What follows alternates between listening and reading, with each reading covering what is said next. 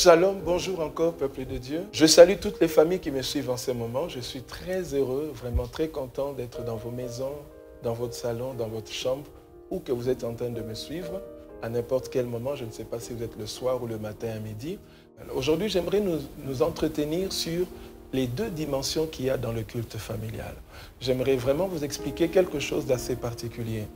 Il y a deux dimensions que nous avons. En étudiant la parole de Dieu de Genèse à Apocalypse, j'ai réalisé qu'il y a deux dimensions importantes qui se passent. La première dimension, c'est la dimension où, lorsqu'il y a le culte familial, nous prions pour notre famille. Et la deuxième dimension, c'est la dimension avec laquelle on s'est réunis, mais nous prions avec notre famille.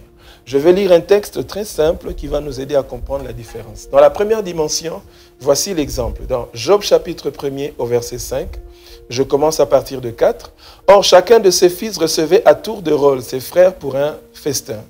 Ils invitaient leurs 3 sœurs à manger et à boire avec eux. » La famille de Job avait l'habitude, ses enfants, frères et sœurs, de se réunir autour d'une fête. Comme je l'ai dit dans le numéro précédent, nous avons l'habitude de manger ensemble, de fêter ensemble. Maintenant, dans cette première dimension du culte familial, regardez ce que Job a fait. Verset 5. « Quand ces jours de festin étaient achevés, Job faisait venir ses enfants afin d'accomplir pour eux les rites de purification. Il se levait de grand matin et offrait un holocauste pour chacun d'eux, car il se disait, peut-être mes fils ont commis quelque faute et dit du mal de Dieu dans leur cœur. » Job agissait toujours ainsi. Il y a une version qui dit, Job avait la coutume d'agir toujours ainsi. Qu'est-ce que j'aimerais dire? Nous voyons dans cet exemple que Job réunissait sa famille, mais c'est lui qui priait pour sa famille. Il nous arrive, quand nous sortons, nous revenons les enfants d'hommes, nous venons prier pour eux. Il nous arrive que nous réunissons les gens et nous voulons prier pour eux. Ça, c'est une première dimension. Nous réunissons les gens, mais nous prions pour eux. Nous réunissons nos enfants, nous réunissons les membres de famille, mais c'est nous qui sommes en train de prier pour eux.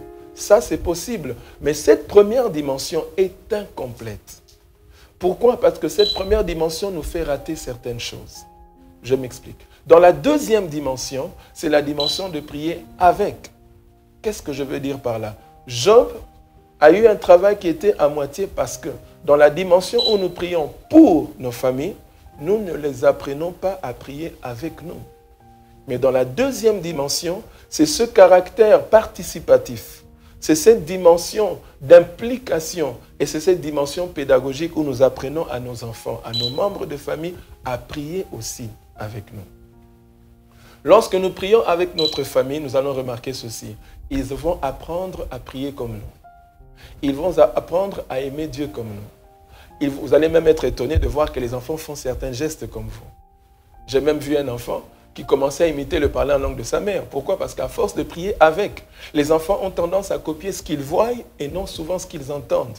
Alors quand ils te voient, il y a des gestes que nous faisons pendant la prière, les enfants imitent. C'est une manière pédagogique de pouvoir enseigner Dieu et apprendre à nos enfants à prier Dieu. Ce qu'ils voient faire avec nous, c'est ce qu'ils vont faire ailleurs. J'aimerais encore nous montrer Acte 10, où nous voyons une dimension où la personne ne priait pas seulement pour sa famille, mais avec sa famille. Dans Acte chapitre 10 au verset 24, la Bible dit qu'il avait fait venir ses frères, ses parents et ses intimes, parce que dans ce culte familial, il devait recevoir l'apôtre Pierre.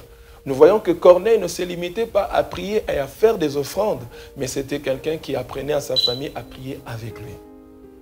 Prier avec nos familles, prier avec nos enfants, c'est nous qui leur apprenons comment parler à Dieu, comment prier Dieu, comment partager la parole de Dieu. Ils apprennent avec nous comment nous partageons la parole de Dieu. C'est une chose très importante. Ne nous limitons pas seulement, bon, ils sont fatigués, je viens du boulot, je suis fatigué, je prie pour eux. C'est bien, mais c'est une façon incomplète de réaliser le culte.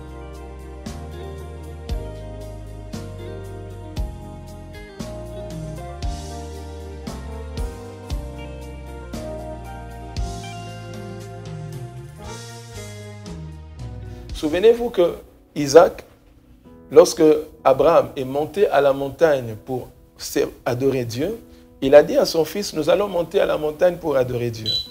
Mais qu'est-ce qui se passe? Quand ils sont allés pour adorer Dieu, arrivés à la montagne, l'enfant pose la question à son père. Il y a le bois, il y a le feu, il y a le couteau, mais où est le bélier? Ne peut poser une telle question qu'un enfant qui a appris que lorsqu'on prie, il y a un bélier, il y a une offrande, il y a un sacrifice. Si nos enfants n'apprennent pas à prier avec nous, ils n'auront pas la possibilité de prier avec leur famille plus tard. C'est pourquoi nous avons la responsabilité dans le culte familial de prier avec. Pourquoi? Parce que nous allons apprendre à nos enfants, en priant avec, la manière dont nous allons donner des requêtes de prière, ils vont apprendre à prier pour les autres. Imaginez que vous donniez une requête de prière où vous devez prier pour l'un des enfants. Les autres apprennent à prier pour l'autre. Nous devons prier pour les parents. Les enfants apprennent à prier pour leurs parents. Il y a un problème dans le monde. Nous donnons une requête de sujet de prière comme le temps que nous traversons aujourd'hui. Nous allons apprendre à nos enfants de prier pour le monde, pour les autres, pour tout ce qui se passe autour de nous, pour les voisins, pour les amis.